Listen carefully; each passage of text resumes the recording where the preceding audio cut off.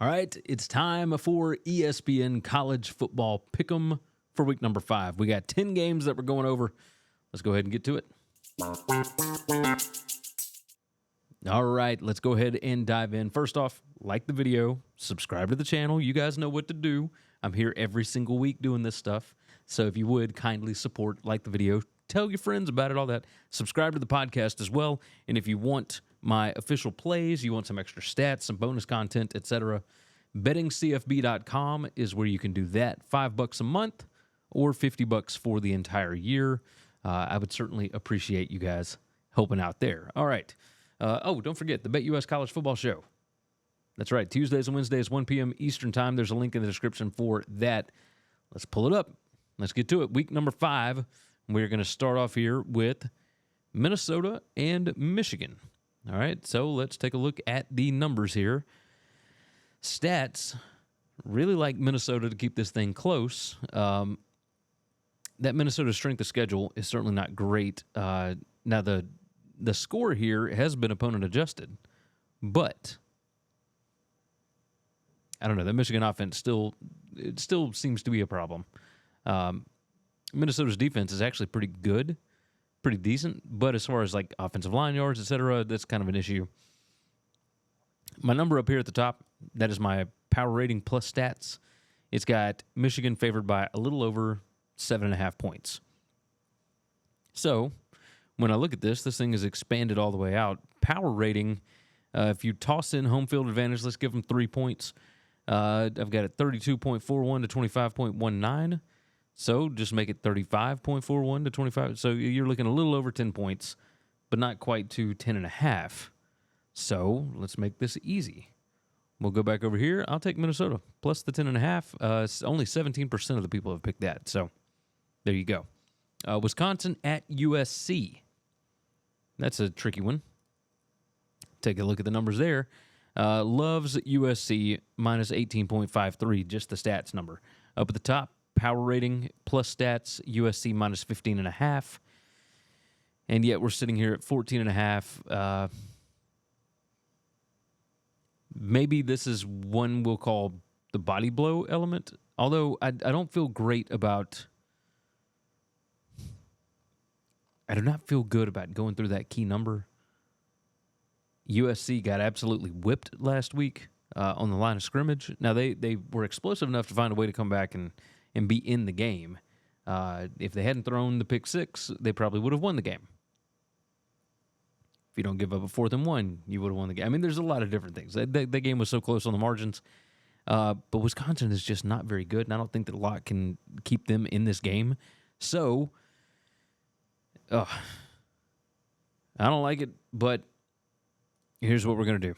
We'll take Wisconsin plus the 14.5. We're going against the model on this. Too many people like you. Man, no, I'm sticking with the model. I done talked myself out of it. All right, I'll take USC minus 14.5 on that. All right, next up, Colorado and UCF. Okay, so 66% have taken Colorado. Let's take a look at the numbers here. All right. I've got UCF minus 20. Power rating plus stats has got UCF minus about 15 here. So right on the number. UCF at home, it's going to be humid. I'm talking humid because a hurricane will have just gone through that part of the world. There's a chance of rain on Saturday, like 70% chance of rain at the time that they're... Now, we'll see what ends up happening with the hurricane, where it ends up going, but still, UCF should be able to run the ball all over Colorado. Colorado, number 83 in stuff rate. UCF is number 4 in stuff rate allowed, number 3 in offensive line. I mean, they should be able to do that. But if you look at this, UCF, terrible pass defense. I mean, just atrocious. All this red right here. They're not good at really anything against the pass. So if Colorado is able to keep them from getting to the quarterback, then yeah, it should be all right. But I mean, my number's still heavily lean UCF. I don't like it at this number though. Really don't like it at that number. All right, here's what we're going to do then. We're going to go back over here. 66% of people have taken Colorado in this spot. All right, you know what? We'll go with the model. Minus 14.5. We'll go contrarian on a lot of this. Okay, Mississippi State and Texas. Texas, a 38.5-point favorite at ESPN. I mean, the stats are just...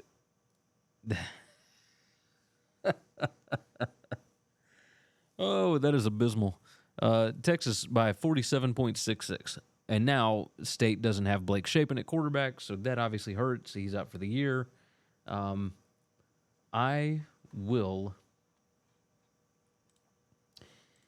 looking at a couple of different things here. I think Texas has covered every spread. I think Quinn Ewers is going to be back. This is the first SEC game at home for Texas. They're going to be pretty amped up for this one. Yeah. Okay. We will go with Texas, minus 38.5. We're definitely not contrarian there. I don't like the fact that it's through a key number. Also, don't care. Mississippi State could be really bad. Really bad. All right. Ohio State, a 25.5-point favorite on the road at Michigan State. And Michigan State is a well-coached football team, but I got to tell you, the stats are all over Ohio State in this one. The power rating plus stats has Ohio State by 28.5. It's gone up. It was 24.5 now, it's 25.5 now. Okay, so it opened at 24.5 when I created the spreadsheet.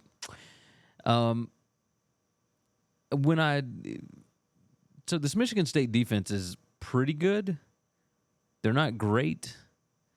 And Ohio State, I think, has been ready to get into conference play for a little while. This will be like their first actual test, I think you can call it.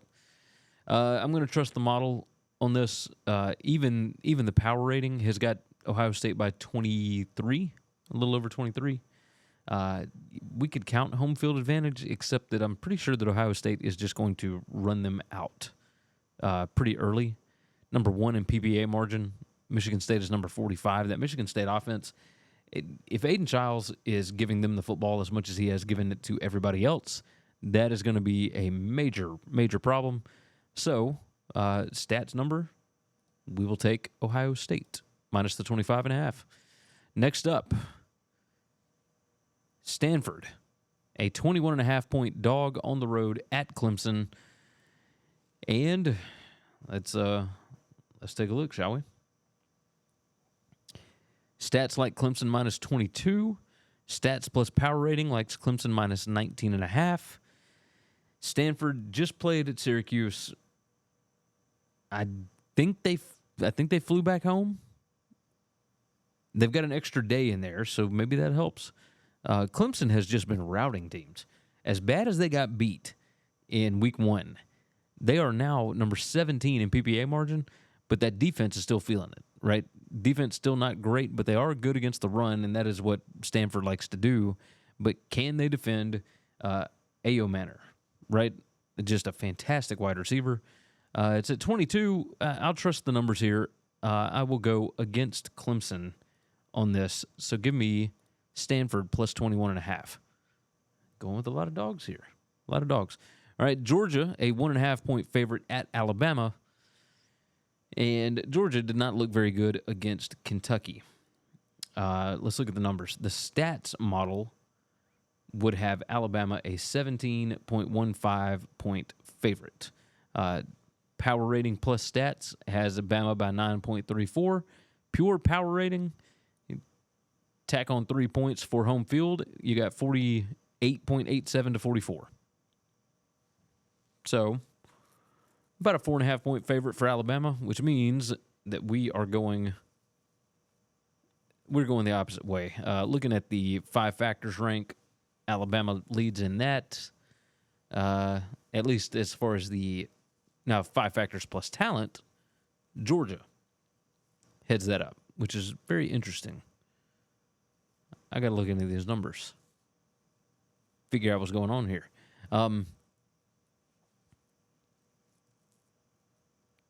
Yeah, that's interesting. Georgia, not great in the first half. Alabama starts hot, and Kalen DeBoer is aggressive, where Nick Saban really wasn't as aggressive. Georgia has not been able to run the ball. I don't know if you guys have noticed that. Now, part of that could be that against Clemson they didn't have Etienne and et cetera, and they've had guys out, but they're number 90 in PPA per rush, number 67 in rushing success rate, number 95 in rushing explosiveness. Alabama is better than that on defense on all of those things. As far as Alabama's offense, pretty good at throwing the ball, but number 72 in rushing success rate, well, Georgia's defense is number 82. Number 3 in rushing explosiveness, well, Georgia is number 6 in rushing explosiveness allowed. This is going to be interesting. Georgia, pretty good at stuff rate. Alabama has not been good there. But throwing the ball, we'll see. We'll see exactly what that looks like. Does Alabama have the wide receivers that can go over the top against Georgia? That's what we're curious about. So we'll take Alabama in this spot, plus the 1.5. All right, moving along, and we've got another top 25 matchup. Number 19 Illinois against number 9 Penn State. You would think that this shouldn't be a 17.5 point spread, but Penn State is favored by 17.5 here. Only 25% of the people have picked Penn State. But when you look at the model, stats have got Penn State by 19.42. Power rating plus stats have got Penn State by 17.5, exactly on the dot. We'll trust the stats. I think the Penn State can score a little bit. Now they're missing a safety right now. I don't think it's going to make that big of a difference, but you never know with these things.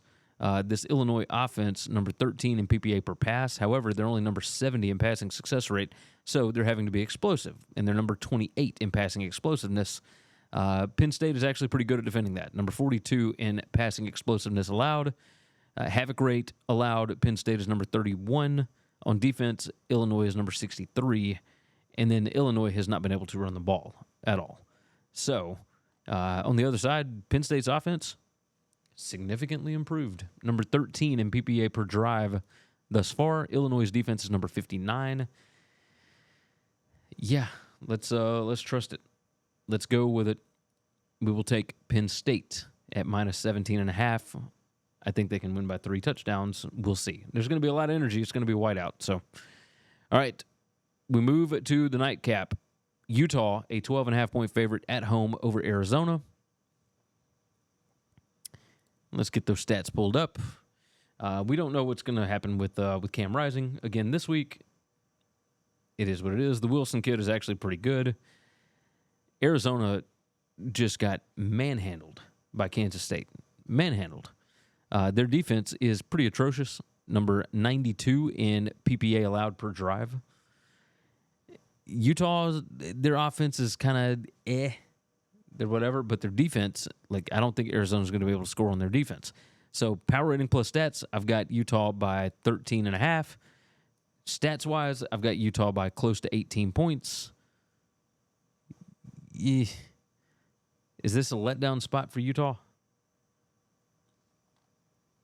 If I've got Utah with a point of value, do we take them? I'm going to go. Okay, hold on. Let's look at the Utah defense. All right, really, really good against the pass, and pretty good against the run. And Arizona's not good running the ball. Number 71 in rushing success rate. They're terrible in passing success rate, but they are pretty explosive. But Utah's good at defending that. All right, let's go with everybody else. Let's go Utah. Minus 12.5. All right, last game of the day. All right, Oregon, a 24.5 point favorite in the Rose Bowl against UCLA. 69% of people have taken Oregon minus the 24.5. Let's pull up the stats. I've got Oregon minus 27.9. Power rating plus stats has got UCLA, or has got Oregon favored by 21.25, it looks like, up here.